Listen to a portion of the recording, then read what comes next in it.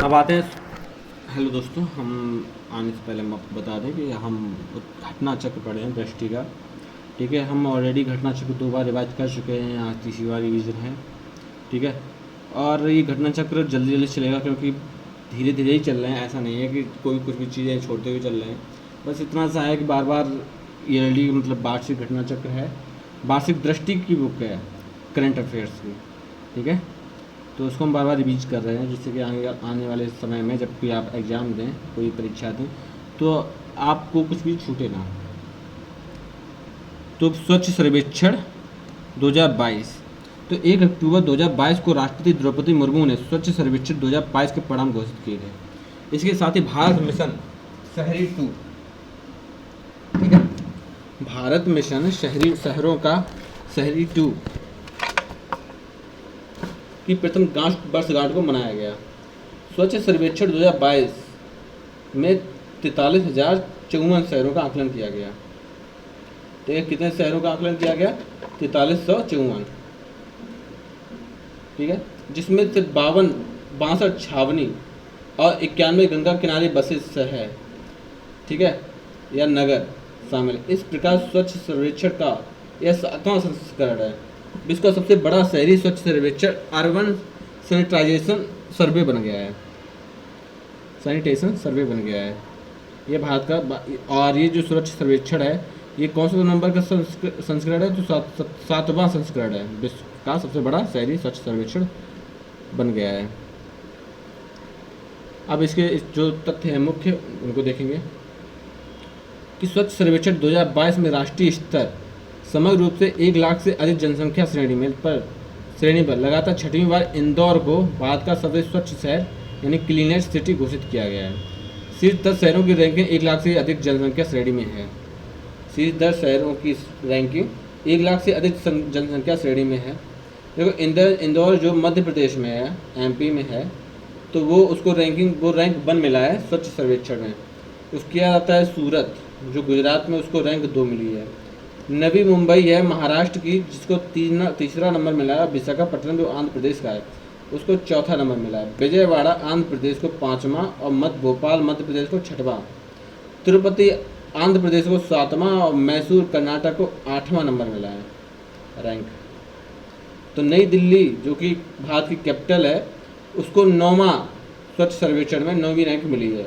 और अंबिकापुर जो छत्तीसगढ़ में उसको 10वीं रैंक मिली है।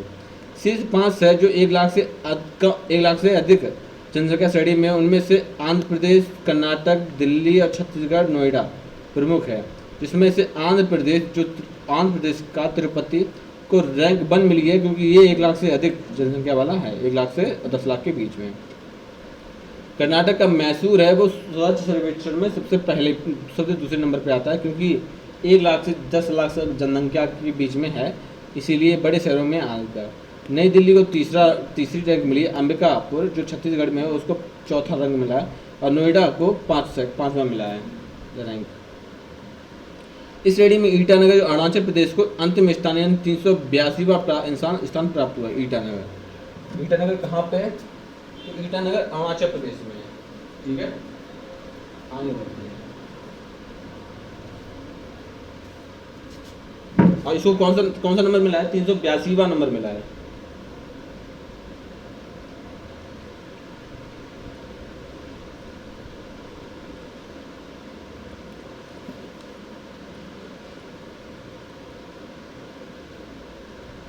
शीर्ष 5 राज्य 100 शहरी स्थानीय निकायों से कम, यानी अब देखो शीर्ष 5 राज्य हैं जिनको 100 शहरी स्थानीय निकायों से कम है, ठीक है, और जिनके 100 शहरी स्थानीय निकायों से अधिक। तो त्रिपुरा हो गया, झारखंड, उत्तराखंड, हिमाचल प्रदेश, ठीक है, हरियाणा, ये 5 राज्य ऐसे हैं जो 100 शहरी स्थानीय निकायों से कम है, यानी 100 शहरी जो निकाय हैं उनसे भी कम है वहाँ पर। तो वहाँ पर त्रिपुरा, झारखंड, उत्तराखंड, हिमाचल प्रदेश, हरियाणा ये सीट टॉप पर है। और जिनके 100 शहरों से भी अधिक स्थान है, ठीक है, वहाँ मध्य प्रदेश, छत्तीसगढ़, महाराष्ट्र, तेलंगाना, पंजाब है। 100 शहरी निकायों में यानी कि ULVS से अधिक की श्रेणी वाले राज्यों में उत्तर प्रदेश का 10वां स्थान है। ये इंपॉर्टेंट हो जाएगा कि उत्तर प्रदेश का कौन सा स्थान है इसमें, तो उत्तर प्रदेश का 10वां स्थान है। ये सब चीज़ें पढ़ा के हम आपके नोट्स भी बनाएंगे। लेकिन बस अभी आपको जो भी ध्यान रखना है वो सब ये है। प्रेरक दौड़ सम्मान के तहत 3 शहरों जैसे कि सूरत जो गुजरात में, इंदौर मध्य प्रदेश और नवी मुंबई महाराष्ट्र को दिव्य यानी प्लेटिनम श्रेणी में वर्गीकृत किया गया है।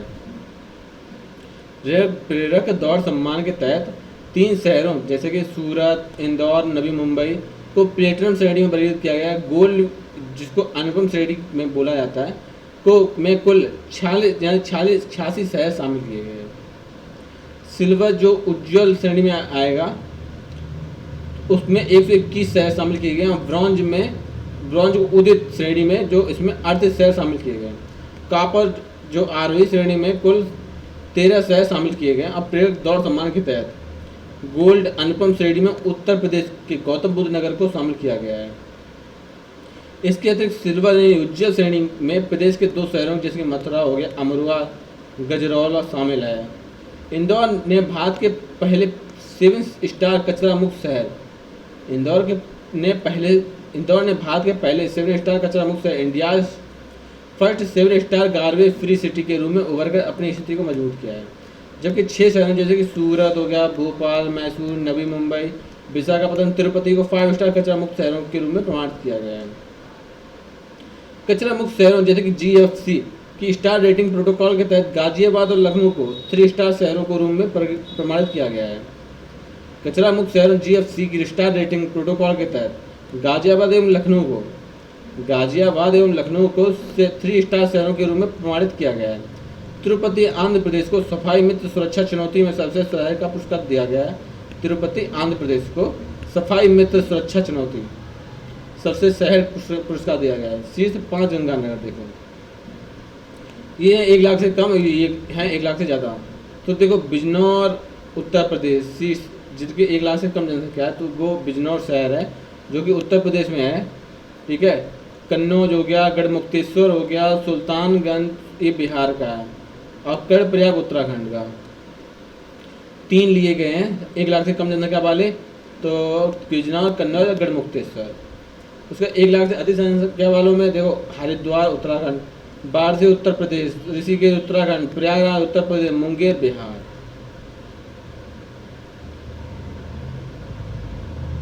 आगे देखते हैं। महाराष्ट्र स्थित देवलाली छावनी को भारत की सबसे स्वच्छ छावनी घोषित की गई है। ठीक है, तो सबसे स्वच्छ छावनी किसको घोषित की गई है? तो देवलाली छावनी को सबसे स्वच्छ छावनी घोषित की गई है। स्वच्छ सर्वेक्षण 2022 में 1 लाख से अधिक जनसंख्या वाली श्रेणी में नोएडा का स्थान कौन सा है? तो नोएडा का स्थान है 5वां। 10 लाख से अधिक जनसंख्या श्रेणी में शीर्ष 20 शहरों में प्रदेश के 4 शहरों को स्थान प्राप्त हुआ है। ठीक है, जिसमें गाजियाबाद 12वां नंबर पे आता है, मेरठ 15वां, प्रयागराज 16 और लखनऊ 17वां नंबर पर आता है रैंक में। इस श्रेणी में वाराणसी के 21वां, आगरा के 23वां और कानपुर को 29वां स्थान प्राप्त हुआ है। भारत पर्यटन सांख्यिकी 2022 को देखेंगे अब। भारत पर्यटन सांख्यिकी 2022 27 सितंबर 2022 को विश्व पर्यटन दिवस के अवसर पर भारत के उपराष्ट्रपति जगदीप धनखड़ ने भारत पर्यटन सांख्यिकी 2022 यानी इंडियन टूरिज्म स्टैटिस्टिक्स 2022 नामक रिपोर्ट जारी की। किसने जारी की है? जगदीप धनखड़, जो कौन है? भारत के उपराष्ट्रपति। ठीक है, तो इन्होंने विश्व पर्यटन दिवस के अवसर पर, विश्व पर्यटन दिवस कब मनाया जाता है? 27 सितंबर को मनाया जाता है। विश्व पर्यटन यानी कि इंडियन टूरिज्म स्टैटिस्टिक्स कब मनाया जाता है? 27 सितंबर को। आंकड़े पर्यटन मंत्रालय के अधीन वार्षिक आधार पर जारी किए जाते हैं। इस रिपोर्ट का 63वां संस्करण है। ठीक है, जो भारत पर्यटन मंत्रालय ने जो इंडिया टूरिज्म स्टैटिस्टिक्स 2022 जारी की है, ये कौन सा संस्करण है? तो ये 23वां संस्करण है। और ये किसने जारी किया था? 27 सितंबर को। क्योंकि 27 सितंबर को विश्व पर्यटन दिवस मनाया जाता है। इसी के उपलक्ष्य में भारत के उपराष्ट्रपति जगदीप धनखड़ ने 23वां संस्करण यानी कि जो 23वां संस्करण प्रस्तुत किया है। ठीक है, भारतीय पर्यटन सांख्यिकी 2022 में। यह रिपोर्ट अंतरंगामी और बहिर्गामी यानी इनबाउंड और आउटबाउंड टूरिज्म के माध्यम से विदेशी मुद्रा आय, घरेलू और विदेशी पर्यटन यात्राओं आदि संबंधित महत्वपूर्ण एवं प्रासंगिक सूचना उपलब्ध कराती है। इसमें तथ्य देखो, वर्ष 2021 में भारत में 7 मिलियन अंतर्राष्ट्रीय पर्यटक आए थे। जिनमें 1.52 मिलियन विदेशी पर्यटक और 5.48 मिलियन अप्रवासी भारतीय एनआरआई थे। वर्ष 2020 की तुलना में 2021 में भारत में अंतर्राष्ट्रीय पर्यटन आगमन में 10.6% की वृद्धि दर्ज की गई। वर्ष 2020 की तुलना में वर्ष 2021 में भारत में अंतर्राष्ट्रीय पर्यटन आगमन में 10.6% की वृद्धि दर्ज की गई। वर्ष 2021 में भारत में विदेशी पर्यटन आगमन शीर्ष 5 देश हैं: यूएसए, बांग्लादेश, यूके और कनाडा, नेपाल। अब यूएसए में देखो जनसंख्या, देखो जो पर्यटन आए हैं भारत के, तो यूएसए में आए हैं 4,29,860 पर्यटक आए हैं यूएसए से। बांग्लादेश से आए हैं 2,40,554। यानी सबसे ज़्यादा कहाँ से पर्यटक आए हैं, तो यूएसए से आए हैं 4,29,860 और बांग्लादेश से आए हैं 2,40,554 और यूनाइटेड किंगडम, ठीक है, यूनाइटेड यूके से आए हैं 1,64,143। कनाडा से आए हैं 80,437 और नेपाल से आए हैं 52,544। यूएसए के प्रतिशत भाग हैं, यूएसए के भाग हैं 28.15%। बांग्लादेश का 15.75 और यूके के हैं 10.75, कनाडा के हैं 5.27 और नेपाल के हैं 3.44। वर्ष 2021 के दौरान भारतीय नागरिकों के लिए 5 शीर्ष गंतव्य। 2021 के दौरान भारतीय नागरिकों के लिए शीर्ष 5 गंतव्य देखो, ठीक है, यानी कि जो भारतीय नागरिक हैं जो कहाँ पर गए हैं सबसे ज़्यादा, ठीक है, उनका गंतव्य देखते हैं। तो संयुक्त अरब अमीरात, ठीक है, देखो यहीं पर दुबई है और यहाँ पर लोग आय के साधन ढूंढने के लिए जाते हैं, ठीक है, विदेशों में, और जिनमें सबसे ज़्यादा गए हैं संयुक्त अरब अमीरात में। कितने भारतीय गए हैं, तो 36,29,880 लोग गए हैं, लगभग 42% यानी 100 में से 42% संयुक्त अरब अमीरात में लोग भारतीय गए हैं नौकरी या किसी अदर काम से। और यूएसए में गए हैं 6,95,960, लगभग 8.14% लोग यूएसए में गए हैं। कतर में गए हैं 6,71,924, ठीक है, तो 7.87। ओमान में गए हैं, ओमान में 4.77, यूके में गए हैं 4.07। सबसे ज़्यादा इंपॉर्टेंट बन जाता है संयुक्त अरब अमीरात और यूएसए, ठीक है। तो जो भारतीय पर्यटक, जो भारतीय लोग हैं, भारतीय किन किन देशों में सबसे ज़्यादा गए हैं, तो संयुक्त अरब अमीरात में सबसे ज़्यादा गए हैं, उसके बाद यूएसए में गए हैं। संयुक्त अरब अमीरात में गए हैं लगभग 42.5% और यूएसए में गए हैं 8.5, लगभग 8.5 या 8.14। आगे बढ़ते हैं। अब विदेशी पर्यटक आगमनों की में शीर्ष में 10 राज्य यानी केंद्र प्रदेशों का हिस्सा 2021 देखो, यानी जो विदेशी पर्यटक हैं जो आए हैं, ठीक है, विदेशी पर्यटक जहाँ जहाँ आए हैं उनमें देखते हैं 100% में सबसे ज़्यादा कहाँ पर आए हैं, सबसे कम कहाँ पर गए हैं। देखो तो पंजाब, अन्य अदर, और देखो यहाँ पर महाराष्ट्र 16.7%। विदेशी पर्यटक आगमनों की संख्या में शीर्ष 10 राज्य में प्रतिशत का हिस्सा देखो, सबसे ज़्यादा आए पंजाब में, उसके बाद महाराष्ट्र में, उसके बाद दिल्ली, उसके बाद कर्नाटक, उसके बाद केरल, तमिलनाडु, उत्तर प्रदेश, मध्य प्रदेश, पश्चिम बंगाल, राजस्थान, अन्य। तो पंजाब से 29.22%। घरेलू पर्यटक यात्राओं में शीर्ष 10 राज्य केंद्र शासित प्रदेशों में प्रतिशत हिस्सा है देखो, ठीक है। तमिलनाडु ने सबसे ज़्यादा काम किया है और उसके बाद उत्तर प्रदेश में, गुजरात में सिर्फ 3.62% और पश्चिम बंगाल में उससे भी कम 3.59%, ठीक है। तो तमिलनाडु बाद उत्तर प्रदेश। भारत भ्रमण वर्ष 2023 देखो, तो 31 जनवरी 2023 को केंद्रीय पर्यटन मंत्रालय द्वारा भारत भ्रमण वर्ष 2023 यानी विजिट इंडिया ईयर 2023 पहल को लॉन्च किया गया था। उल्लेखनीय है कि पर्यटन मंत्रालय वर्ष 2023 को भारत भ्रमण वर्ष के रूप में मना रहा है। इस पहल के तहत देश के विभिन्न पर्यटक स्थलों के महत्व को प्रदर्शित करने के लिए भारत की अंतर्देशीय यात्रा यानी इनबाउंड ट्रेवल पर ध्यान केंद्रित किया गया है। पीएम श्री स्कूल योजना देखते हैं। पीएम श्री स्कूल योजना क्या है? 7 सितंबर 2022 को प्रधानमंत्री नरेंद्र मोदी की अध्यक्षता में केंद्रीय मंत्रिमंडल ने एक नई केंद्र प्रायोजित योजना PM Shri school, PM schools of rising India को मंजूरी प्रदान की है। इस योजना के कार्यान्वयन में 5 वर्षों की अवधि यानी 2022-23 से 2026-27 के दौरान किया जाने वाला प्रस्तावित है। पीएम श्री स्कूल छात्रों के संज्ञानात्मक विकास यानी कॉग्निटिव डेवलपमेंट के लिए गुणवत्तापूर्ण शिक्षण प्रदान करेगा। साथ ही 21वीं सदी के लिए महत्वपूर्ण कौशल से युक्त समग्र एवं पूर्ण विकसित व्यक्तियों का निर्माण और उनका पालन पोषण करने का प्रयास करेगा। पीएम श्री स्कूल में शिक्षा प्रदान करने की एक आधुनिक, परिवर्तनकारी एवं समग्र तरीका होगा। इसमें ये तथ्य देख लो, पीएम श्री स्कूल देश भर में 1,45,000 से भी अधिक स्कूलों के विकास के लिए एक नई योजना प्रदर्शित करेगा। 14,000 मान लो 14,000 से 14,500 से अधिक स्कूलों की एक नई योजना शुरू करेगा पीएम श्री स्कूल योजना। इसके तहत केंद्र सरकार, राज्य सरकार, केंद्र शासित प्रदेश, स्थानीय निकायों द्वारा संबंधित कुछ चयनित मौजूदा स्कूलों को सुदृढ़ बनाया जाएगा।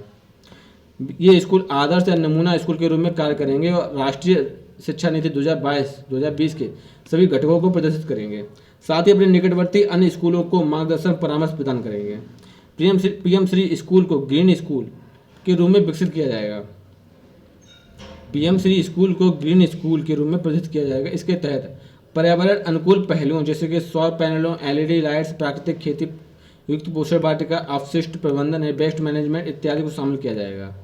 एक स्कूल गुणवत्ता आकलन framework SQAF school quality assessment framework का विकास किया जाएगा, जिसमें परिणामों के मापन के लिए प्रमुख प्रदर्शन संकेतकों का उल्लेख किया जाएगा। पीएम श्री स्कूल को समग्र शिक्षा KVS केंद्रीय विद्यालय संगठन और NVS नवोदय विद्यालय समिति के लिए उपलब्ध मौजूदा प्रशासनिक ढांचे के माध्यम से लागू किया जाएगा।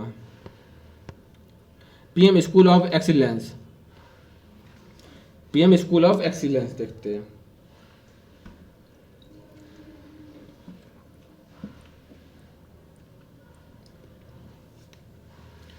पीएम स्कूल ऑफ एक्सीलेंस तो 19 अक्टूबर 2022 को प्रधानमंत्री नरेंद्र मोदी द्वारा गुजरात के अडालज स्थित त्रिमंदिर में 19 अक्टूबर 2022 को प्रधानमंत्री नरेंद्र मोदी द्वारा गुजरात के अडालज स्थित त्रिमंदिर में mission school of the excellence यानी mission school of the excellence का शुभारंभ किया गया।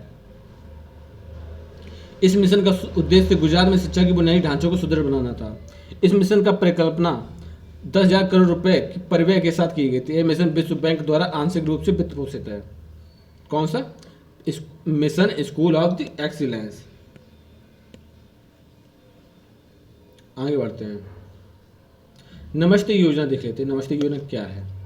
तो हाथ से मैला उठाने वाले कर्मियों के नियोजन का प्रसिद्ध, हाथ से मैला उठाने वाले कर्मियों के नियोजन का प्रसिद्ध ठीक है, और उनका पुनर्वास अधिनियम 2013 the provision of employment at the manual sewerage scavengers and the rehabilitation act 2030 6 दिसंबर 2013 से प्रभावित है। यह अधिनियम अस्वच्छ शौचालयों को निर्माण, रखरखाव और हाथ से मैला ढोने और नालों एवं सेप्टिक टैंकों की जोखिमपूर्ण सफाई में किसी व्यक्ति के नियोजन पर का प्रसिद्ध है।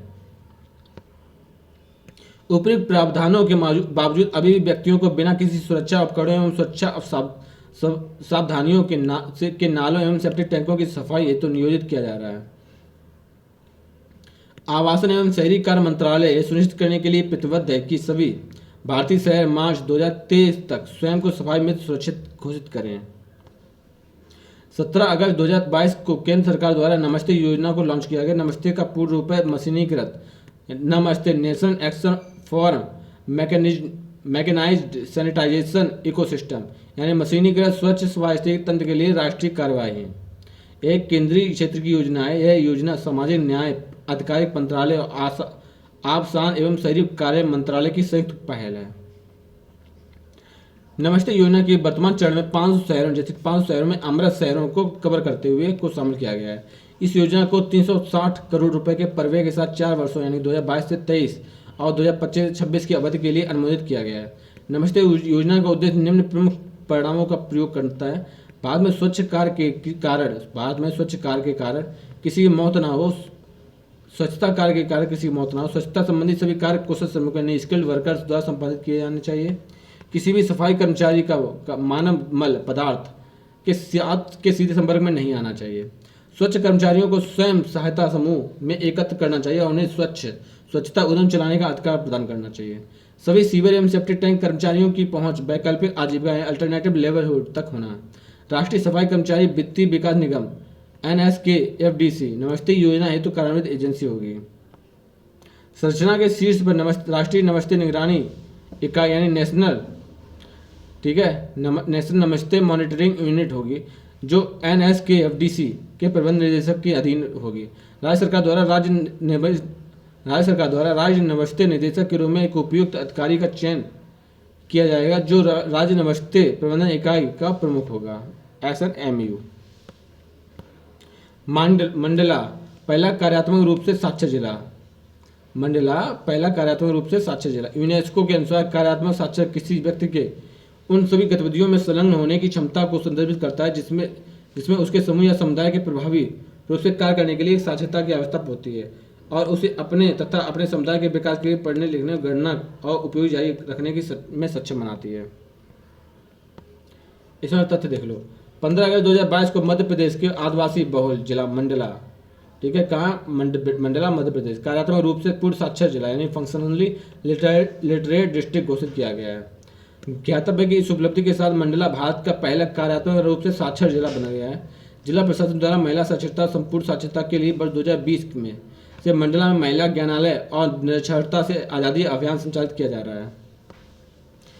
इस परिणामस्वरूप 2 वर्षों के भीतर यह जिला कार्यात्मक रूप से साक्षर हो जाएगा। वर्ष 2011 की जनगणना के अनुसार मंडला जिले की साक्षरता 66.9% थी।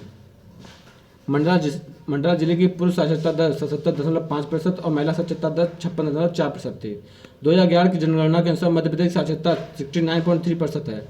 इसमें पुरुष की साक्षरता 78.7% जबकि महिलाओं की साक्षरता 59.2% है।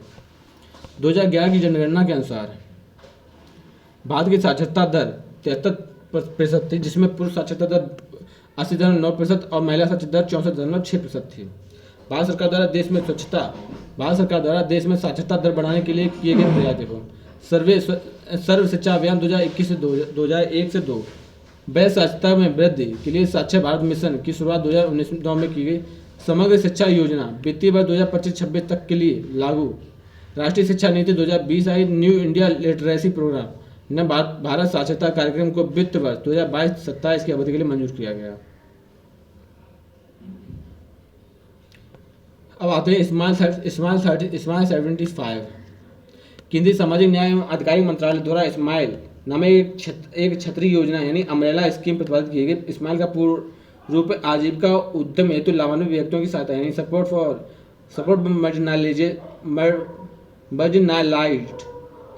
मार्जिनालाइज्ड individuals for livelihood and enterprise SMILE. इस योजना के लिए अंतर्गत 2 उपयोजनाएं शामिल हैं। देखें। ट्रांसजेंडर व्यक्तियों के कल्याण के लिए व्यापक पुनर्वास हेतु केंद्रीय क्षेत्र की योजना। ट्रांसजेंडर व्यक्तियों के कल्याण के लिए व्यापक पुनर्वास हेतु केंद्रीय क्षेत्र की योजना यानी कि central sector scheme for comprehensive revaluation of welfare of transgender persons. विषयवृत्त में संलग्न व्यक्तियों के व्यापक पुनर्वास हेतु केंद्रीय क्षेत्र की योजना यानी central sector scheme for comprehensive rehabilitation of persons engaged in the act of begging. सामाजिक न्याय और अधिकारिता मंत्रालय ने स्माइल परियोजना हेतु 2025-26 तक 100 करोड़ रुपए का कुल बजट आवंटित किया गया था। 12 अगस्त 2022 को स्माइल 75 पहल का शुभारंभ नई दिल्ली से किया गया। केंद्र सरकार ने स्माइल योजना के अंतर्गत भिक्षावृत्ति में संलग्न व्यक्तियों को के व्यापक पुनर्वास की उप योजना को कार्यान्वित करने के लिए 75 नगर निगमों की पहचान की। इसी स्माइल 75 पहल नाम दिया गया। इसे ही स्माइल 75 पहल नाम दिया गया।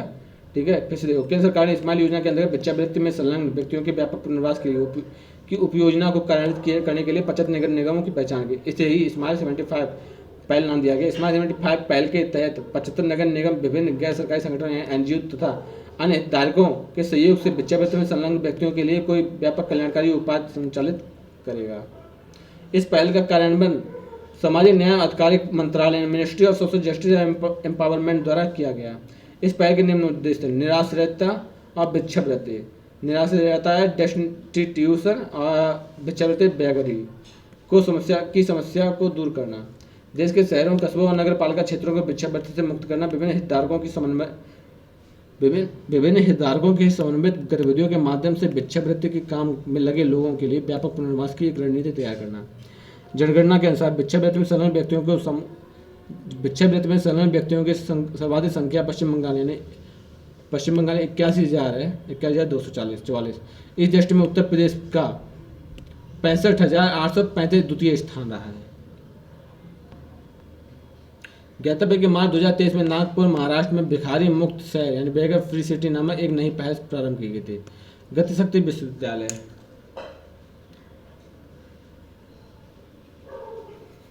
गतिशक्ति विश्वविद्यालय देखेंगे अब। वर्तमान में देश के परिवहन क्षेत्र यानी ट्रांसपोर्ट सेक्टर में हो रहे बदलाव एक ज्ञान भंडार यानी नॉलेज रिपोजिटरी के निर्माण के अनुसंधान कार्य के लिए संचालन, सर्वोत्तम कार्यप्रणाली को तैयार करने, कौशल विकास सुनिश्चित करने, क्षमता निर्माण की दिशा में कार्य करने और परिवहन क्षेत्र के विकास को सुगम बनाने के लिए एक स्थान यानी इंस्टीट्यूशन के निर्माण की मांग की गई। इसी परिप्रेक्ष्य में गतिशक्ति विश्वविद्यालय नामक एक विश्वस्तरीय बहुसंख्यक बहुआयामी और भविष्योन्मुखी संस्थान की परिकल्पना की गई। 8 अगस्त 2022 को राज्यसभा द्वारा केंद्रीय विश्वविद्यालय संशोधन विधेयक 2022 the central university amendment bill 2022 पारित कर दिया। ज्ञातव्य के विधेयक लोकसभा द्वारा 3 अगस्त 2022 को पारित किया गया था। 16 अगस्त 2022 को राष्ट्रपति की सहमति प्राप्त करने के पश्चात यह विधेयक अधिनियम हो गया। यह अधिनियम भारत में एक नए केंद्रीय विश्वविद्यालय यानी गतिशक्ति विश्वविद्यालय की स्थापना का प्रावधान करता है। गतिशक्ति विश्वविद्यालय की स्थापना में से सामरिक रूप से महत्वपूर्ण एवं विस्तार कर रहे परिवहन क्षेत्र में प्रशिक्षित प्रतिभा यानी टैलेंट की आवश्यकता की पूर्ति होगी।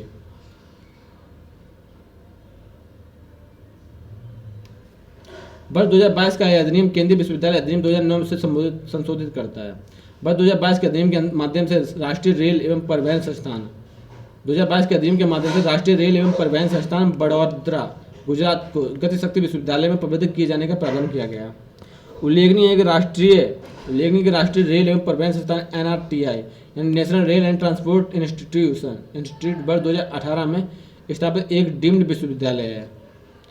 दिसंबर 2022 में NRTI को केंद्रीय विश्वविद्यालय एंड सेंट्रल यूनिवर्सिटीज के रूप में परिवर्तित कर उसका पुनर्निर्माण गतिशक्ति विश्वविद्यालय के रूप में किया गया। इस विश्वविद्यालय का विस्तार क्षेत्र संपूर्ण भारत में है। संपूर्ण भारत में है। साथ ही यह विश्वविद्यालय भारत के बाहर भी अपने केंद्र स्थापित कर सकता है। गतिशक्ति विश्वविद्यालय केंद्र सरकार द्वारा रेल मंत्रालय के माध्यम से प्रायोजित एक निबंधित है। यह परिवहन संबंधित शिक्षा, बहुसंख्यक विषयक अनुसंधान तथा प्रशिक्षण पर केंद्रित भारत का पहला विश्वविद्यालय है। आगे देखते हैं। जगदीप धनखड़ भारत के नए उपराष्ट्रपति बने हैं। तो 6 अगस्त 2022 को 16वें उपराष्ट्रपति चुनाव संपन्न हुए हैं। 16वें उपराष्ट्रपति चुनाव निर्वाचित होते ही हेतु निर्वाचन मंडल को शामिल सदस्य को राज्यसभा के 233 निर्वाचित सदस्य हुए हैं। राज्यसभा में 12 मनोनीत सदस्य किए गए। लोकसभा में 543 निर्वाचित सदस्य हैं। दोनों सदनों को मिलाकर बने निर्वाचन मंडल में शामिल 778 थे, मतलब 788 थे। दोनों सदनों को मिलाकर बने निर्वाचन मंडल में शामिल कुल सदस्य 788 थे। इसमें तथ्य देखें, 16वें उपराष्ट्रपति चुनाव में जगदीप धनखड़ को विजयी घोषित किया गया। जगदीप धनखड़ भारत के 14वें व्यक्ति के रूप में उपराष्ट्रपति चुने गए। चुनाव परिणामों की घोषणा लोकसभा महासचिव तथा चुनाव के लिए नियुक्त रिटर्निंग ऑफिसर उत्पल कुमार सिंह द्वारा की गई।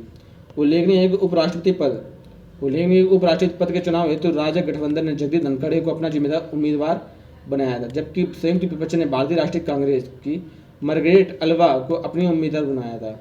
11 अगस्त 2022 को जगदीप धनखड़ ने भारत के 14वें उपराष्ट्रपति पद की शपथ ली थी। अब जगदीप धनखड़ का संक्षिप्त परिचय देख लो। तो इनका जन्म हुआ था 18 मई 1951 में और गांव का स्थान है गांव किथाना, झुंझुनू जिला है, राजस्थान। और वर्ष 1989 में झुंझुनू लोकसभा सीट से 9वीं लोकसभा का चुनाव जीते थे। 1990 में केंद्रीय संसदीय कार्य राज्य मंत्री बने। 1993 से 98 में किशनगढ़ विधानसभा सीट अजमेर से राजस्थान विधानसभा चुनाव जीते। 2022 में उपराष्ट्रपति चुनाव के पूर्व में वे पश्चिम बंगाल के राज्यपाल थे। इस पद पर उन्होंने 30 जुलाई 1919 से 1918 तक जुलाई 2022 तक कार्य किया। अब हम आपको बताते हैं जैसे कि जगदीप धनखड़ जो हमारे उपराष्ट्रपति है, कौन से नंबर के उपराष्ट्रपति हैं? ये 16वें नंबर के उपराष्ट्रपति हैं, ठीक है। और इन्होंने ये 14वें उपराष्ट्रपति पद की शपथ ली है जगदीप धनखड़ ने, और 14 व्यक्ति के रूप में उपराष्ट्रपति चुने गए, लेकिन ये 16वें उपराष्ट्रपति चुनाव में जगदीप धनखड़ विजयी घोषित किए गए। ठीक है, और ये व्यक्ति कौन से हैं? व्यक्ति 14वें नंबर के हैं, और जो उपराष्ट्रपति चुनाव हुआ वो 16वां चुनाव था।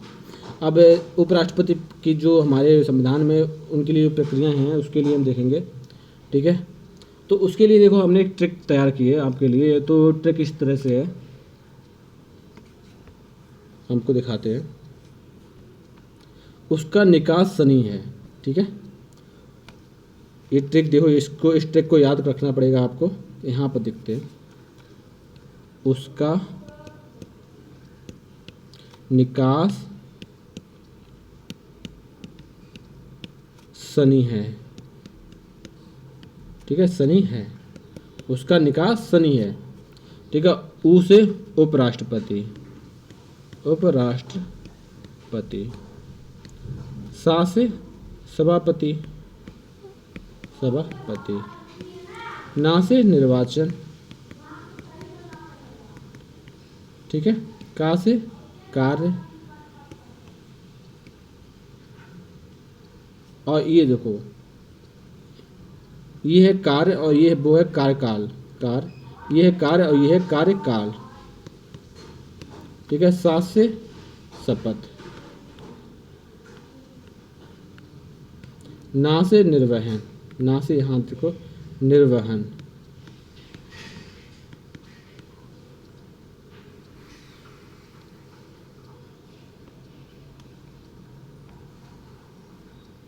तो ये दोबारा स्टार्ट हो गया।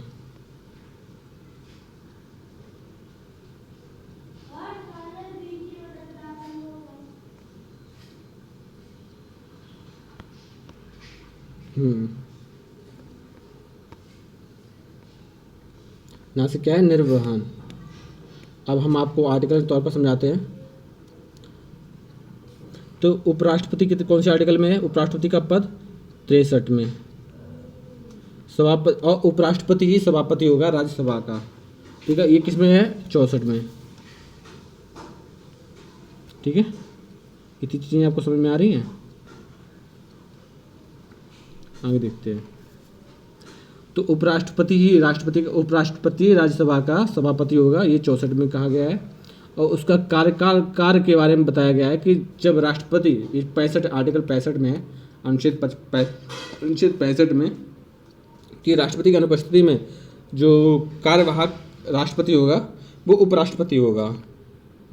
ठीक है, निर्वाचन है 66 में, कि उपराष्ट्रपति का निर्वाचन कैसे होगा, जिसकी हमने अभी बात बताया कि सदन के दोनों सदन भाग लेंगे।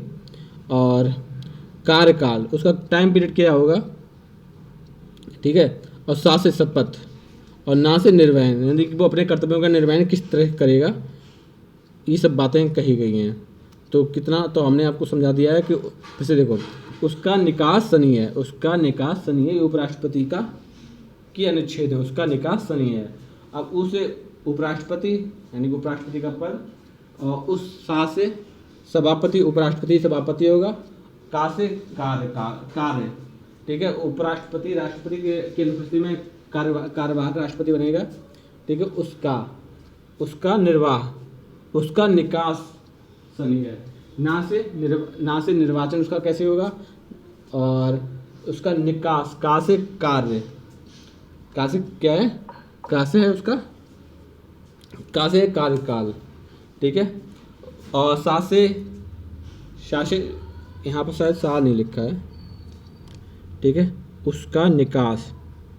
ठीक है, सा से है समय। ठीक है, या पदावधि देख लो, पदावधि। ठीक है, सा से समय, और ये देखो तो फिर ये 65 ये हो गया। उसके बाद क्या हो गया? 65, ये है 66 निर्वाचन, 63 64 65 66 67 68 69 69 और 70। तो ये आर्टिकल है इनके, और जिसमें है ना, है साइलेंट रहता है। ठीक है, आगे बढ़ते हैं। उम्मीद है आपको चीज़ें समझ में आई होंगी।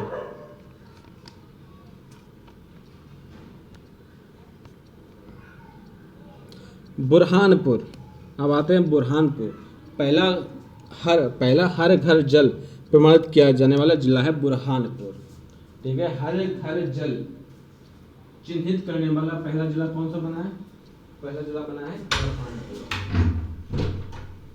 ठीक है,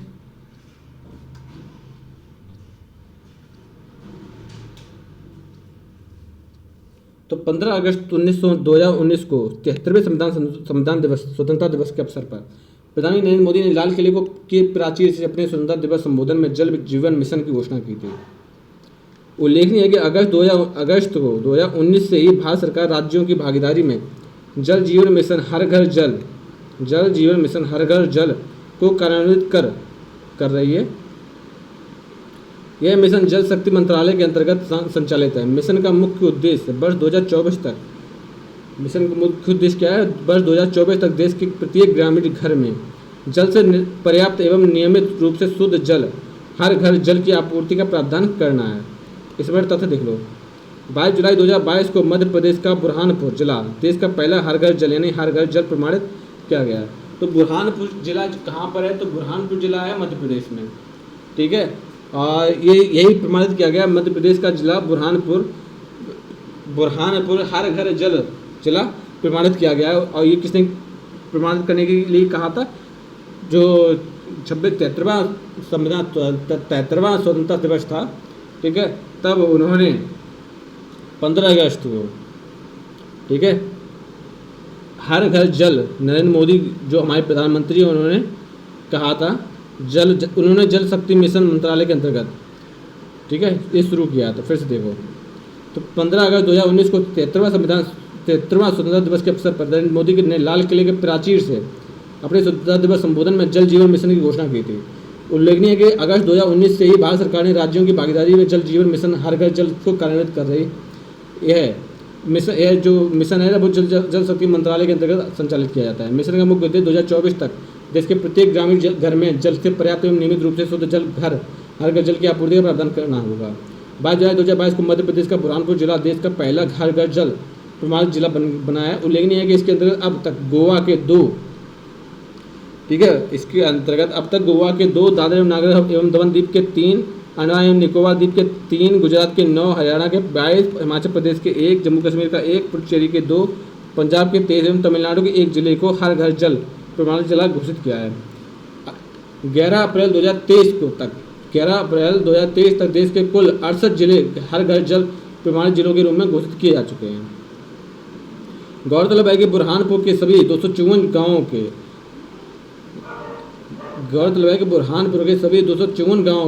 1,01,905 ग्रामीण घरों में कार्यात्मक घरेलू नल कनेक्शन यानी function house hold tap connection FHTC को उपलब्ध कराया गया है।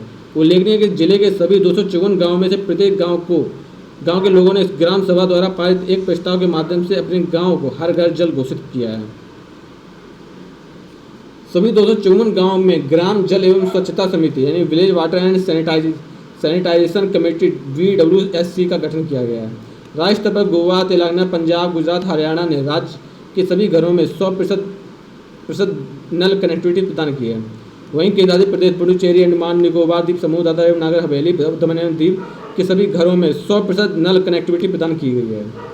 अब तक उत्तर प्रदेश में 37.35% घरों को जलापूर्ति हेतु नल कनेक्टिविटी प्रदान की जा चुकी है। गोवा देखते हैं। गोवा पहला हर घर जल प्रमाणित राज्य बना है। ठीक है, जिला बनाया बुरहानपुर मध्य प्रदेश का, लेकिन अगर राज्य की बात किया है तो राज्य वो पहला राज्य है जो हर घर जल, ठीक है, हर घर जल वाला राज्य बना है, घोषित किया गया है 18 अगस्त 2022 को। इसके साथ ही दादरा एवं नागर हवेली तथा दमन एवं दीव को पहला हर घर जल प्रमाणित केंद्र शासित प्रदेश घोषित किया है।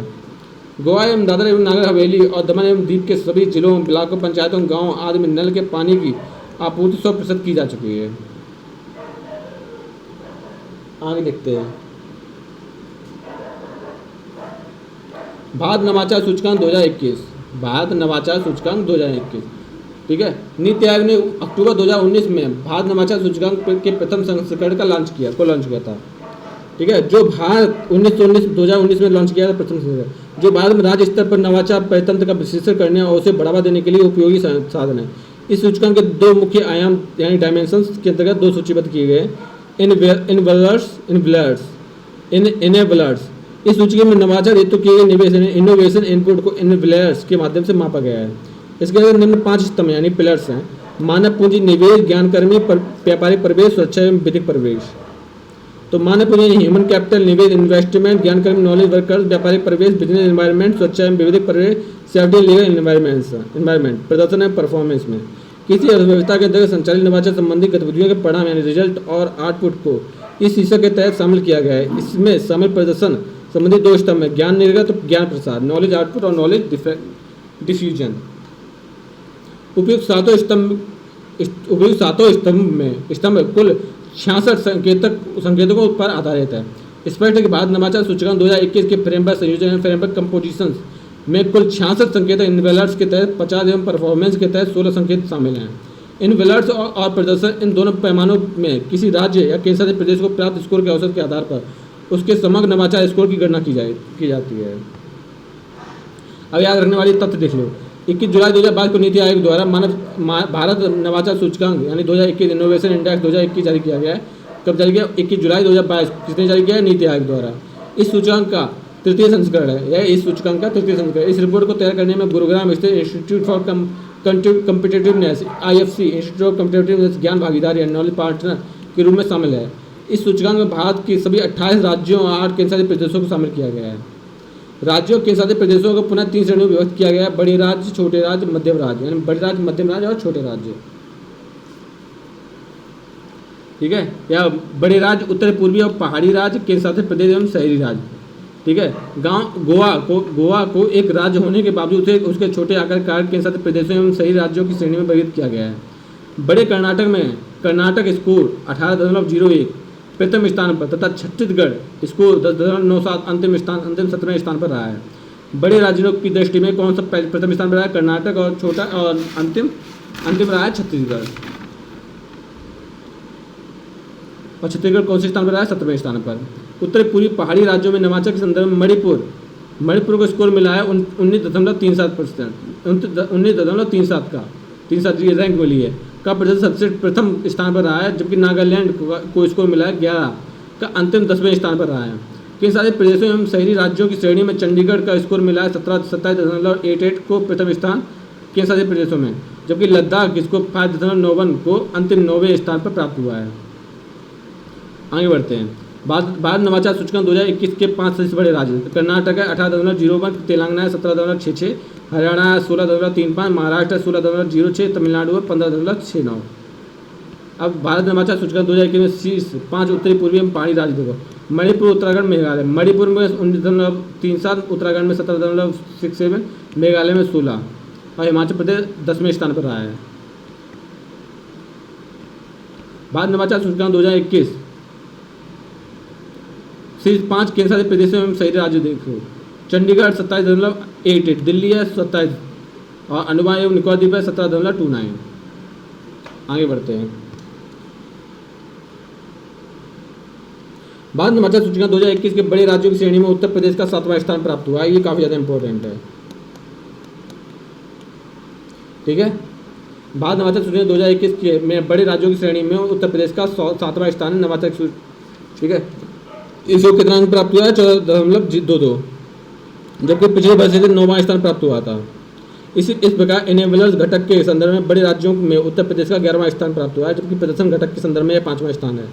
उत्तर प्रदेश का प्रति व्यक्ति सकल घरेलू राज्य यानी GIDP 51,255 रुपये 2019-20 में रहा है। सकल राज्य घरेलू उत्पाद यानी GDP होता है GDP यानी कि ग्रॉस स्टेट डोमेस्टिक प्रोडक्ट कितना रहा है? 51,255 2019-20 में।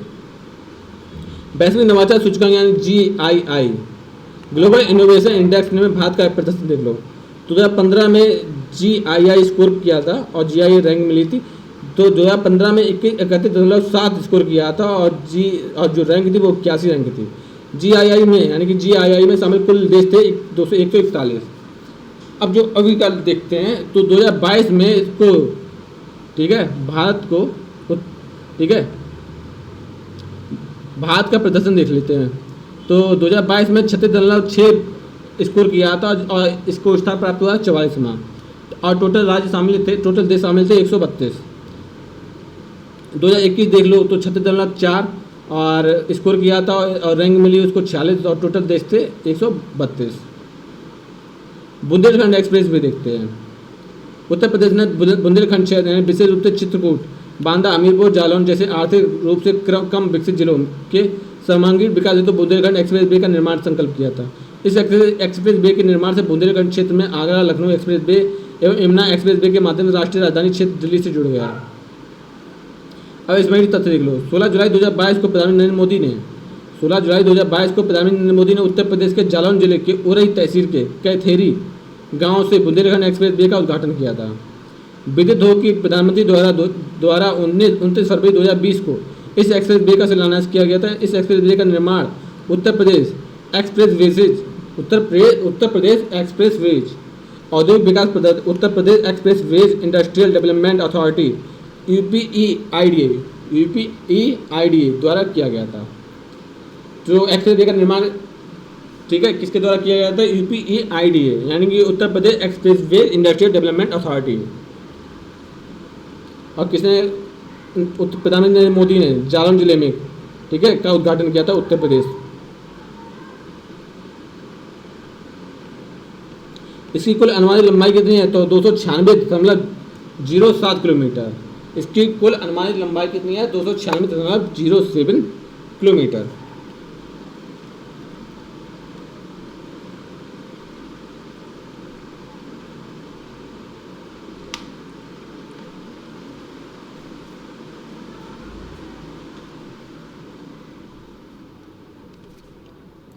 गौरतलब है कि इसे 4 लेन एक्सप्रेस वे का निर्माण लगभग 14,850 करोड़ रुपए की लागत से हुआ।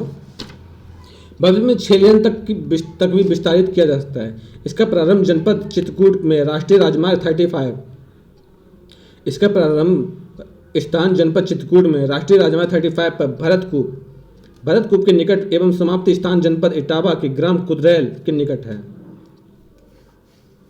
ये एक्सप्रेस वे 7 जिलों जैसे कि चित्रकूट हो गया, बांदा, महोबा, हमीरपुर, जालौन, औरैया और इटावा से होकर गुजरता है। गौरतलब है कि एक्सप्रेस वे के संरेखण यानी अलाइनमेंट पर पड़ने वाली मुख्य नदियों में बागेन, केन, श्यामा, चंदावल, बिरमा, यमुना, बेतवा और सेंगर शामिल हैं। इस एक्सप्रेस वे के निर्माण से बुंदेलखंड क्षेत्र के सर्वांगीण विकास का मार्ग प्रशस्त होगा। ज्ञातव्य है कि 14 लेन वाला दिल्ली मेरठ एक्सप्रेस वे भारत का सबसे चौड़ा एक्सप्रेस वे है। ठीक है, ये इंपॉर्टेंट है। वैसे तो ये इंपॉर्टेंट ये वाला भी है, ठीक है, दोनों ही इंपॉर्टेंट है। इसकी लंबाई ज़्यादा इंपॉर्टेंट है, 296.07%, काफ़ी ज़्यादा पूछी जाती है। और कितने रुपये में तैयार हुआ? तो 14,850 करोड़ रुपए लागत बना और UPEIDA ने बनाया। ठीक है, और जो 14 लेन वाला कौन सा है? दिल्ली मेरठ एक्सप्रेस वे, जो भारत का सबसे चौड़ा एक्सप्रेस वे है। NIRF इंडिया रैंकिंग 2022 देखते हैं। केंद्रीय शिक्षा मंत्रालय के अंतर्गत नेशनल इंस्टीट्यूशनल रैंकिंग फ्रेमवर्क की शुरुआत 29 सितंबर 2015 को की गई थी। NIRF देश भर में उच्च शिक्षा संस्थानों को रैंकिंग प्रदान करने के लिए एक कार्य प्रणाली की रूपरेखा तय करता है। ज्ञातव्य है कि इंडिया रैंकिंग की प्रथम संस्करण अप्रैल 2016 में जारी हुआ था। ये NIRF इंडिया रैंकिंग का 7वां संस्करण है। इसमें 4 श्रेणियों नामता, समग्र, ओवरऑल, कॉलेज, विश्वविद्यालय, अनुसंधान संस्थान यानी रिसर्च इंस्टीट्यूशन के तहत संस्थानों की रैंकिंग जारी की गई। साथ ही साथ विभिन्न विषयों एंड डिसिप्लिन्स जैसे इंजीनियरिंग, प्रबंधन, मैनेजमेंट, फार्मेसी, विधि, लॉ, चिकित्सा, मेडिकल, वास्तुकला, आर्किटेक्चर तथा दंत चिकित्सा, डेंटल में भी संस्थानों को रैंकिंग प्रदान की गई थी। ज्ञातव्य है कि वर्ष 2021 में इंडिया रैंकिंग में पहली बार अनुसंधान संस्थानों को भी रैंकिंग प्रदान की गई। रैंकिंग फ्रेमवर्क के तहत संस्थानों का मूल्यांकन मानदंड परफॉर्मेंस पैरामीटर्स के निम्नलिखित 5 विस्तृत समूहों के आधार पर किया गया था। शिक्षण, अधिगम एवं संस्थान, teaching and learning and resource, अनुसंधान एवं पेशमेकर पेशेवर बयान, रिसर्च एंड प्रोफेशनल प्रैक्टिस, स्नातक परिणाम, ग्रेजुएशन आउटकम, पहुंच एवं समावेशता, आउटरीच एंड इंक्लूसिव, बोध पर्सिपेशन। आगे देखते हैं। इसमें तथ्य हैं। 15 जुलाई 2022 को केंद्रीय शिक्षा मंत्री धर्मेंद्र प्रधान ने national institutional ranking framework NIRF के अंतर्गत देश में उच्च शिक्षण संस्थानों की इंडिया रैंकिंग 2022 जारी की। तो उच्च शिक्षा संस्थानों की समग्र सूची में 10 स्थान प्राप्त करने वाले संस्थानों को देखो। IIT मद्रास जो फर्स्ट पोजीशन में है, चेन्नई का, इन्हें स्कोर किया था 87.59। भारतीय विज्ञान संस्थान बेंगलुरु है जिसने 83.57 स्कोर किया था। ठीक है, IIT मद्रास और भारतीय विज्ञान संस्थान बेंगलुरु। IIT बॉम्बे है 82.235 स्कोर किया था, मुंबई थर्ड पोजीशन पे। IIT दिल्ली है, नई दिल्ली 82.22। IIT कानपुर भी है इसमें, ठीक है, 77.83 स्कोर किया था। IIT खड़गपुर 75.94। IIT रुड़की है 71.48। IIT गुवाहाटी है 69.75। अखिल भारतीय आयुर्वेदिक संस्थान है नई दिल्ली जो 69.57। जवाहर नेहरू विश्वविद्यालय है 67.27। उच्च शिक्षा संस्थानों के समग्र सूची में उत्तर प्रदेश का स्थान देखो। उत्तर प्रदेश संस्थान IIT कानपुर जो यूपी का सबसे संस्थान कहा जाएगा, जिसको स्कोर मिला था 77.83% और जो कानपुर का है। बनारस BHU है 64.81, ठीक है, वाराणसी थर्ड और सेकंड पोजीशन में। अलीगढ़ मुस्लिम विद्यालय है 59.86 जो थर्ड पोजीशन पे है। ठीक है, अब आगे बढ़ते हैं। विश्वविद्यालय श्रेणी में भारतीय विज्ञान संस्थान बेंगलुरु को प्रथम, जवाहर नेहरू विश्वविद्यालय नई दिल्ली को द्वितीय, जामिया मिलिया इस्लामिया और नई दिल्ली को तीसरा स्थान मिला है। दिल्ली में स्थित मिरांडा हाउस का काले श्रेणी के तहत शीर्ष स्थानों प्राप्त हुआ है। अनुसंधान संस्थानों की श्रेणी में भारतीय विज्ञान संस्थान बेंगलुरु प्रथम स्थान पर रहा है। इंजीनियरिंग विषय में प्रथम व द्वितीय स्थान क्रमशः IIT मद्रास और IIT दिल्ली को प्राप्त हुआ है। प्रबंधन विषय में IIM अहमदाबाद को प्रथम और IIM बेंगलुरु को दूसरा स्थान मिला है। बायोटेक्नोलॉजी आर्किटेक्चर विषय में शीर्ष 3 स्थान क्रमशः IIT रुड़की और NIT कालीकट केरल और IIT खड़गपुर है। अखिल भारतीय आयुर्वेदिक संस्थान नई दिल्ली को चिकित्सा विषय में शीर्ष स्थान प्राप्त हुआ है। ठीक है, जो दिल्ली को चिकित्सा के क्षेत्र में, आयुर्वेदिक संस्थान नई दिल्ली को चिकित्सा के क्षेत्र में शीर्ष स्थान मिला है। फार्मेसी विषय में प्रथम स्थान जामिया हमदर्द नई दिल्ली को प्रथम और द्वितीय स्थान national institute of pharmaceutical education and research Hyderabad को प्राप्त हुआ है। National law school of India university Bengaluru की विधि कानून विषय के तहत प्रथम स्थान प्राप्त हुआ है। दंत चिकित्सा विषय में Savita institute of medical and technical sciences Chennai Tamil Nadu को प्रथम स्थान प्राप्त हुआ है। NFSA के लिए राज्य बैंकिंग सूचकांक। राष्ट्रीय खाद्य सुरक्षा अधिनियम NFSA देश में भुखमरी से निपटने एवं खाद्य सुरक्षा को सुनिश्चित करने महत्वपूर्ण भूमिका निभा रहा है। हालांकि राज्यों में इस अधिनियम के आसमान कार्यान्वयन से एक ऐसी मानक रूपरेखा की आवश्यकता महसूस की गई जो सभी राज्य एवं केंद्र शासित प्रदेशों में NFSA के माध्यम से खाद्य सुरक्षा पहलों की दक्षता एवं प्रभाव को मापन कर सके। इसी परिप्रेक्ष्य में NFSA के लिए राज्य बैंकिंग सूचकांक का प्रकाश किया गया था। SDG 1 गरीबी की समाप्ति, SDG 2 शून्य भुखमरी, SDG 3 अच्छा स्वास्थ्य एवं कल्याणकारी, SDG 5 लैंगिक असमानता से संरेखित है। ठीक है, SDG 1, SDG 2, SDG 3, SDG 5 बहुत ज़्यादा इंपॉर्टेंट है। ठीक है, आपको बहुत ज़्यादा इंपॉर्टेंट ये मान लो, ठीक है, हद से ज़्यादा इंपॉर्टेंट है। तो SDG 1 में गरीबी की समाप्ति, फिर देखो राज्य रैंकिंग सूचकांक का विकास किया जाता है। इसी परिप्रेक्ष्य में NFSA के लिए राज्य रैंकिंग सूचकांक का विकास किया जाता है। जो SDG 1 के अंदर गरीबी की समाप्ति की बात कही गई है। SDG 2 में शून्य भुखमरी की बात की गई है। SDG 3 में अच्छा स्वास्थ्य एवं कल्याण की बात की गई है। SDG 5 में लैंगिक समानता की बात की गई है।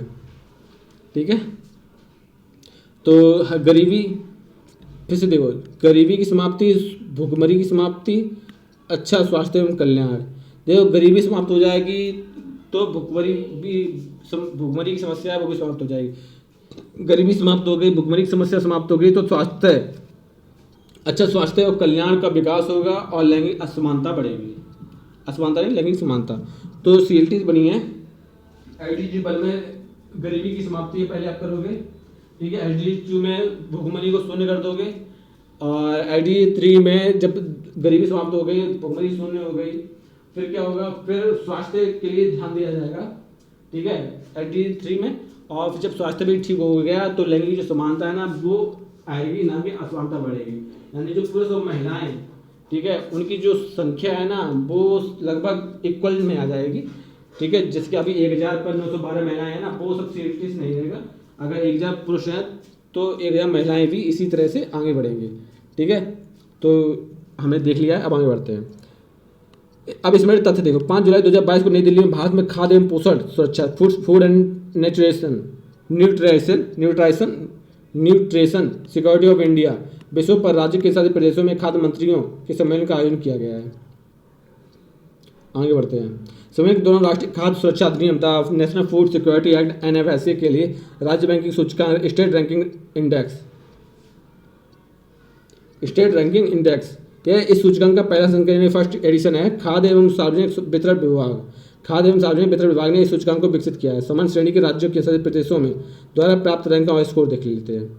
उड़ीसा को रैंक 1 मिला है, उत्तर प्रदेश को दूसरी स्थान में मिला है। और ठीक है, यानी कि जो उत्तर प्रदेश है, उत्तर प्रदेश को राज्यों यानी राज्य या केंद्र शासित प्रदेशों द्वारा प्राप्त जो उनको स्कोर प्राप्त हुआ है, उस स्कोर के माध्यम से उत्तर प्रदेश दूसरे नंबर पोजीशन पे है और उड़ीसा फर्स्ट पोजीशन पे है। उड़ीसा ने स्कोर किया है 8.836 और जबकि उत्तर प्रदेश ने जो स्कोर किया है वो है 0.797। ठीक है, इसी के तहत उड़ीसा फर्स्ट पोजीशन में आ जाता है, उत्तर प्रदेश सेकंड पोजीशन पे आता है। ठीक है, अब जो दादरा एवं नागर हवेली है, ये तो केंद्र शासित प्रदेश हो गया ना, तो ये काफ़ी ज़्यादा इंपॉर्टेंट ये भी बन जाता है कि केंद्र शासित प्रदेश कौन सा है जिन्हें जो टॉप 5 में रहा है। तो दादरा एवं नागर हवेली एवं दमन एवं दीव, तो इन दोनों ने ठीक है 0.787 रैंक मतलब स्कोर किया था और ये टॉप 5 में है, यानी कि 5वें स्थान पर है। और अंतिम देखो, अंतिम जगह पे गोवा मान लें, गोवा ने 0.631 रैंक हासिल मतलब स्कोर किया था और इसको 20वां स्थान मिला है। छत्तीसगढ़ को 19वां स्थान मिला है और इसने रैंक दिया था 0.654। ठीक है, दादरा नागर हवेली एवं दमन दीव को दोनों श्रेणियों में शहरी क्षेत्रों हेतु DVT, दोनों क्षेत्रों में जैसे कि शहरी क्षेत्रों हेतु DVT, नगर हस्तांतरित शहरी एवं अन्य क्षेत्रों के लिए गैर DVT श्रेणी में शामिल किया गया है। सामान्य श्रेणी के अंतर्गत बिहार राज्य ने 0.783 स्कोर के साथ 7वां स्थान प्राप्त किया है। 0.754 स्कोर के साथ झारखंड ने 10वां स्थान हासिल किया है। विशेष श्रेणियों में पूर्वोत्तर राज्य, हिमालयी राज्य और द्वितीय क्षेत्र से संबंधित राज्यों केंद्र शासित प्रदेशों द्वारा रैंकिंग और स्कोर देख लेते हैं। तो त्रिपुरा को पहला स्थान मिला है विशेष श्रेणी में। ठीक है, पूर्वोत्तर राज्य, हिमालयी राज्य और द्वितीय क्षेत्र से संबंधित राज्य केंद्र शासित प्रदेशों द्वारा रैंकिंग। ठीक है, पूर्वोत्तर राज्य, हिमालयी राज्य और द्वितीय क्षेत्र। ठीक है, तो त्रिपुरा ने फर्स्ट पोजीशन हासिल किया है, फर्स्ट रैंक हासिल किया और इसने स्कोर किया था 0.788, जबकि हिमाचल प्रदेश को दूसरा स्थान मिला है और उत्तराखंड को 5वां स्थान मिला है। अब व्यापक यानी कंपैरेटिव राष्ट्रीय स्तरीय सूचकांक दे देते हैं। व्यापक रूप से राष्ट्रीय स्तरीय सूचकांक, तो उड़ीसा को first position, Uttar Pradesh second position. और राष्ट्रीय खाद्य सुरक्षा NFSA 2013 में बात की जा रही, तो 5 जुलाई 2013 को इसका उद्देश्य गर्मापूर्ण जीवन जीने के लिए लोगों की बहनीय मूल्यों पर अच्छी गुणवत्तापूर्ण खाद्यान्न की प्राप्त मात्रा उपलब्ध कराते हुए उन्हें खाद्य एवं पोषण सुरक्षा प्रदान करना। इस अधिनियम के तहत ये एक एक्ट है, ये क्या है, एक एक्ट है जो कि इम्पोर्टेंट बन जाता है। ठीक है,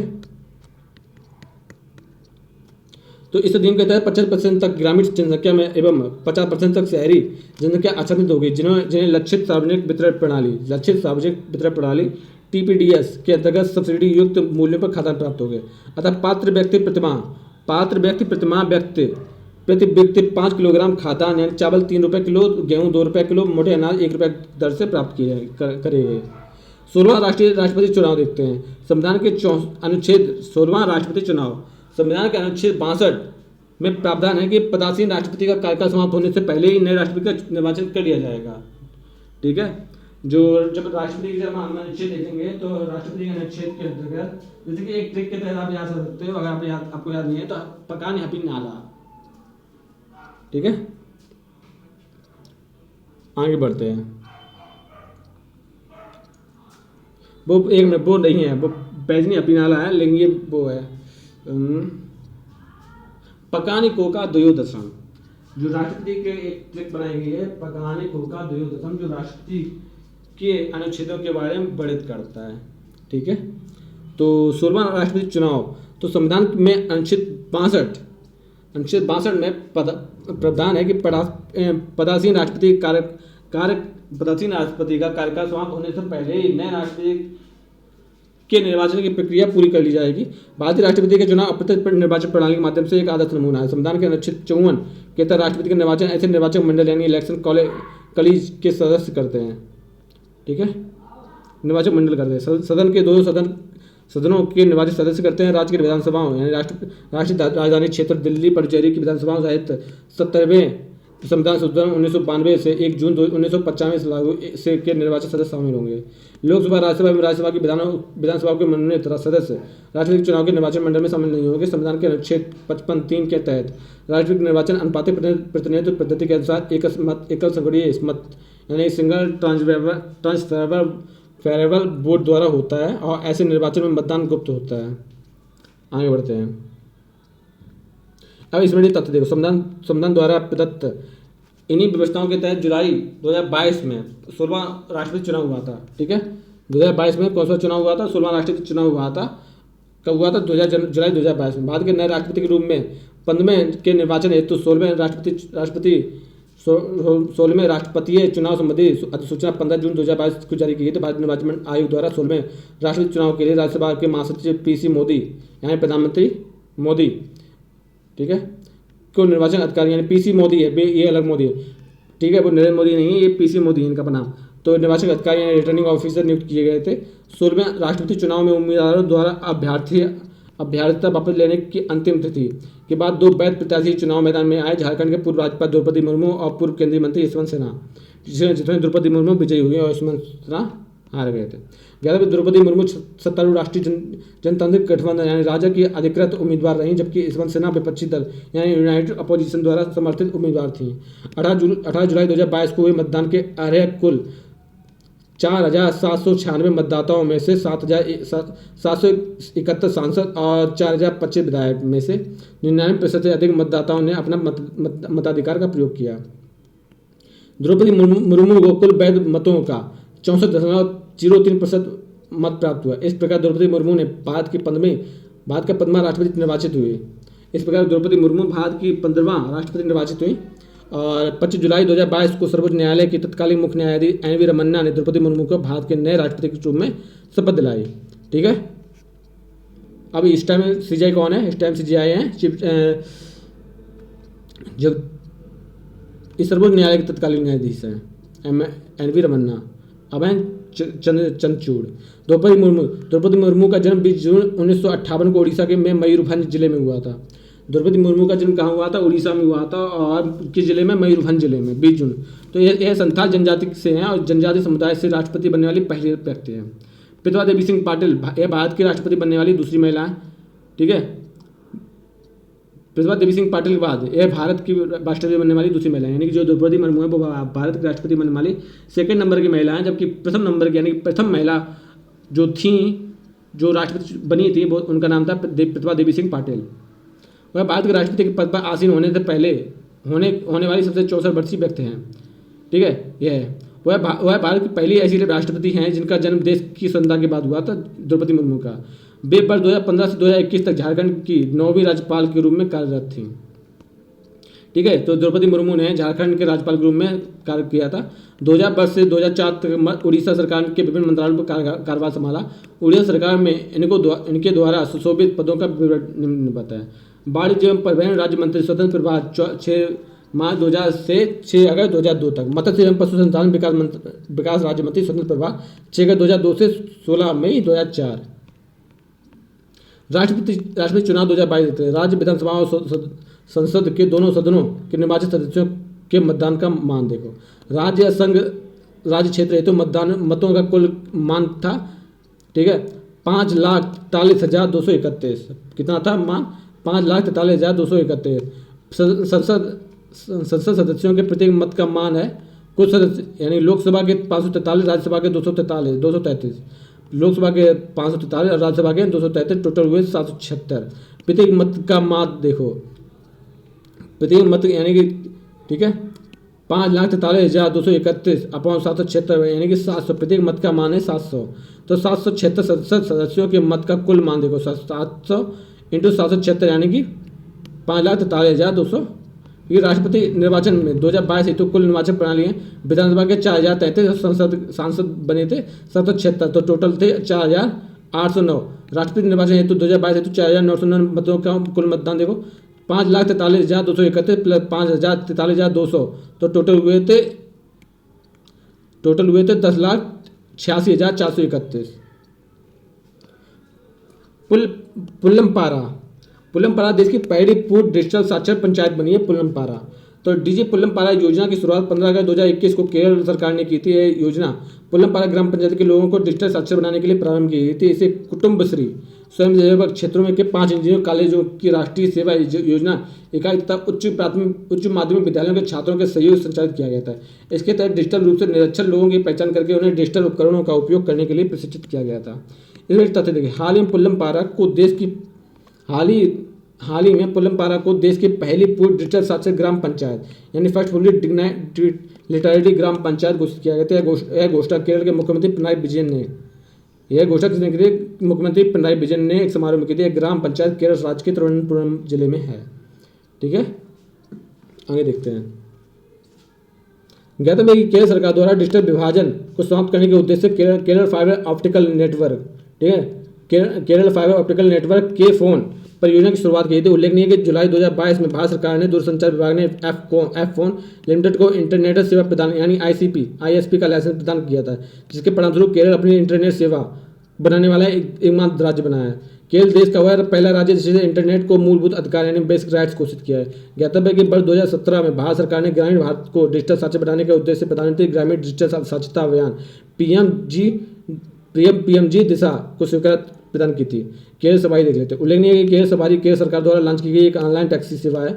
यह किसी राज्य सरकार के स्वामित्व वाली देश की पहली ऑनलाइन टैक्सी सेवा है। अग्निपथ एक नई रक्षा भर्ती योजना, ठीक है, हाल ही में केंद्रीय मंत्रिमंडल ने सशस्त्र सेनाओं में युवाओं की भर्ती हेतु एक नई योजना नाम था अग्निपथ योजना को स्वीकृति प्रदान की। इस योजना को स्वतंत्र भारत के इतिहास में सबसे बड़े रक्षा संबल सुधार यानी brigade defence man power reform के रूप में देखा जा सकता है। ये योजना सशस्त्र सेनाओं में 4 वर्षों के सेवा काल हेतु युवाओं की भर्ती को निर्देशित करेगी। हालांकि इस योजना के तहत ग्रेच्युटी एवं पेंशन जैसे लाभ प्रदान नहीं किए जाएंगे। 14 जून 2022 को केंद्रीय मंत्रिमंडल ने सशस्त्र बलों यानी आर्म फोर्सेज में सेवा हेतु भारतीय युवाओं के लिए एक अवसर भर्ती योजना को मंजूरी दी। इस योजना का नाम अग्निपथ है। इस योजना के तहत चुने गए युवाओं को अग्निवीर के नाम से जाना जाता है। अग्निपथ योजना भारतीय सेनाओं के तीनों अंग थल जल और वायु सेना नौसेना के कर्मचारी जवानों वायु सैनिकों और नाविकों सैन्य नौसैनिकों पदों पर भर्ती के लिए केंद्रीय रक्षा मंत्रालय द्वारा लाई गई एक नई योजना है।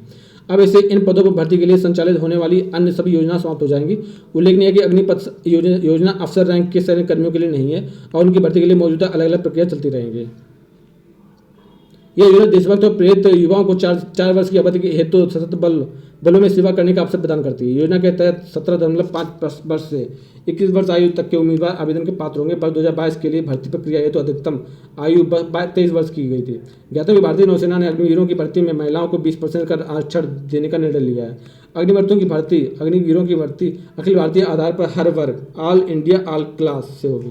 अग्निवीर सशस्त्र बलों में एक अलग रैंक होगी जो किसी भी मौजूदा रैंक से भिन्न होगी। 4 वर्ष की सेवा पूरी होने पर 100% अग्निवीरों को सशस्त्र बलों में स्थायी नामांकन यानी परमानेंट एनरोलमेंट हेतु आवेदन प्रदान करने का अवसर प्रदान किया जाएगा। इन आवेदनों पर 4 वर्षों की कार्यावधि के दौरान प्रदर्शन सहित उद्देश्य मानदंड ऑब्जेक्टिव क्राइटेरिया के आधार पर केंद्रीकृत तरीके यानी सेंट्रलाइज्ड मैनर से विचार किया जाएगा। तत्पश्चात प्रत्येक विशिष्ट बैच के अधिकतम 25% अग्निवीरों को सशस्त्र बलों में नियमित कैडर में नामांकित किया जाएगा। अग्निपथ योजना की रक्षा बजट के बोझ को कम करने और उभरते हुए नए खतरों से निपटने के लिए देश की तैयारी को सुदृढ़ करने के उद्देश्य से प्रतिपादित किया जाएगा। इस नई रक्षा भर्ती नीति को सशस्त्र बलों की औसत आयु में कटौती करने के उद्देश्य से डिजाइन किया गया है। उल्लेखनीय भारतीय सशस्त्र बलों की औसत आयु वर्तमान में लगभग 32 वर्ष है, जो इस योजना के कार्यान्वयन के पश्चात 4 से 5 वर्ष कम हो जाएगी। अग्निवीरों को तीनों सेनाओं में लागू जोखिम एवं कठिनाई भत्ते यानी रिस्क एंड हार्डशिप अलाउंस के साथ एक आवश्यक अनुकूलित मासिक पैकेज यानी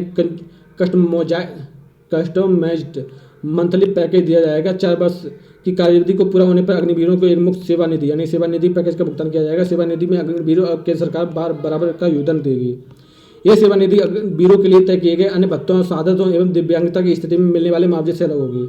सेवा निधि होगी 11,71 लाख रुपए को आय का छूट प्रदान की जाएगी। अग्निवीरों को ग्रेच्युटी एवं पेंशन संबंधी लाभ नहीं प्रदान किए जाएंगे।